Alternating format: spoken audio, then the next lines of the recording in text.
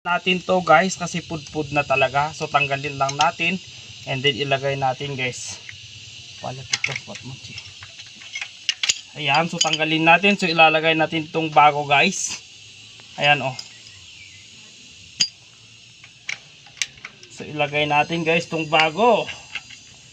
Parang bago-bago na guys yung brake po natin guys. Ayan. So actual natin guys TMX to guys. Natamay tapatig TMX patuloy. Ayan, so TMX na talaga to guys, TMX. Ayan oh. So natin guys, lagay natin to kanyang gulong.